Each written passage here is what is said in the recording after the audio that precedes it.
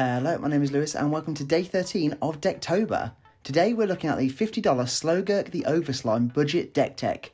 Slogurk is a 3/3 with trample that says whenever a land is put into a graveyard from anywhere, put a +1/+1 counter on Slogurk.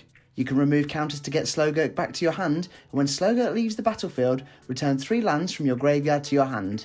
This deck is all about milling to the max, getting those lands into the graveyard, finding ways to bring those lands back so you can keep throwing them in the graveyard over and over again, and then making Slogurk so strong that he can swing at your opponents for the win. Now, let's get right into the budget deck tech. As always, we're starting off with the ramp, and oh do we have lots of sacrificial ramp here. Starting off with Edge of Autumn that says if you control 4 or fewer lands, search for a basic land and put it onto the battlefield tapped, with that cycle option to discard a land and draw a card. And Far Wanderings to search for a basic land and put it onto the field tapped, but searching for 3 instead if you've hit that graveyard loving threshold mechanic. There is Crop Rotation to sack a land and search your library for a land, putting it onto the battlefield untapped, and Roiling Regrowth to sack a land, search your library for 2 basic lands, putting them onto the field tapped. There is Springbloom Druid that when ETBs you may sack a land. If you do, search for 2 basic lands and pop them onto the field tapped, and Dreamscape Artist, who you can pay, discard a card and sack a land to again search your library for 2 basic lands, putting them onto the field tapped. Having these sort of cards are essential, as every time we sacrifice a land, it's boosting Slogurk by giving him those tasty +1/+1 counters. There is Green Classic Harrow to sack a land, searching for 2 basics and putting them onto the battlefield tapped. And finally, we have Sol Ring. Because Sol Ring. Before we get onto all of the self-milling mayhem, make sure to smash that like button and subscribe for all things MTG. Help our channel grow and grow as we head towards 2,000 subscribers. It's time for all of that self-milling monstrosity now, starting with a bit of mill ramp with Deranged Assistant to tap and mill a card and add a mana, and Thought Scourge to put the top 2 cards from your library into your graveyard and draw a card. There is Nantuko Cultivator, that when ETBs you may discard any number of land cards. If you do, put that many +1/+1 counters on Nantuko Cultivator and draw that many cards. And Sinister Sabotage, the counter spell that also lets you surveil 1. We have Big Millers with Commune with the Gods to reveal the top 5 cards of your library, putting a creature or enchantment into your hand and the rest into your graveyard, and Gather the Pack to again reveal 5, put a creature in your hand and the rest into your graveyard, with you putting 2 creatures in your hand if you have 2 instants and or sorceries in your graveyard. There is Huge Milling Card Psychic Spiral to shuffle all cards from your graveyard into your library and have target player put that many cards from the top of their library into their graveyard, and Satyr Wayfinder to ETB, reveal the top 4 cards of your library, putting a land into your hand and the rest into the graveyard. We've added Grapple with the Past to put the top 3 cards of your library into your graveyard, then been able to return a land or creature from your graveyard to your hand. Perfect again for Slogurk, as you're potentially putting in a land, triggering Slogurk and then getting that recursion to bring the land straight back to your hand. And Otherworldly Gaze to look at the top 3 cards of your library, putting any into the graveyard and the rest back on top of your library in any order, with that flashback option. We have Eccentric Farmer to mill 3 when it ETBs, again with that land graveyard recursion option, and World Shaper that when attacks you mill 3, but when it dies you get to return all lands milled with World Shaper from the graveyard to the battlefield tapped. There is Epiphany at the Drown Yard to reveal the top X cards of your library and separate them into 2 piles. An opponent chooses one to go into your hand and the other pile goes to your graveyard. And the similar but different Fact or Fiction to reveal the top 5 cards with your opponent separating them into 2 piles, 1 face up, 1 face down. You choose one to go to your hand and the other goes to the graveyard. We've got Strategic Planning to look at the top 3 cards of your library, putting 1 card in your hand and the rest to the graveyard, and tapping at the window to again look at the top 3, putting a creature in your hand and the rest goes to the graveyard, with it being another flashback loving card.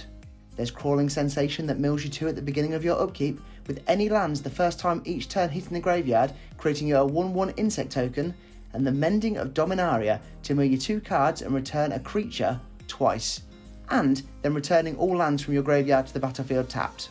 Finally, we have Night Veil Sprite that surveils 1 when it attacks, and Key to the City to tap and discard a card, making 1 creature unblockable. The milling party doesn't stop there though, as we've got plenty of card draw, card discard options. First we have Curate to look at the top 2 cards of our library, putting any in your graveyard and getting you that card draw, and Loot It Core that when dealing damage to an opponent, draws a card and then discards a card. There is Merfolk Looter to tap to draw a card, then discard a card, and Dwarf Infiltrator with that Skulk that when deals combat damage to a player, you may draw a card, and if you do, discard a card. We've got Compulsive Research to draw 3 cards, discarding 2 unless you discard a land, and Frantic Search to draw 2, discard 2 and untap 3 lands. There's Thirst for Knowledge to draw 3 cards and discard 2, and you Find the Villain's Lair to draw 2 cards and discard 2. Finally, there is Monastery Siege that at the beginning of your upkeep, draw an additional card, then discard a card. These draw and discard options work so well as we're drawing through our deck and having all of those extra options to get the lands into the graveyard.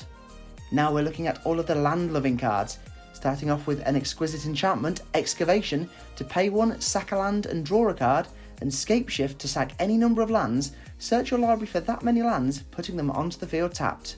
We've got Winding Way to choose creature or land, reveal the top 4 cards of your library, putting all cards of the chosen type into your hand and the rest into your graveyard.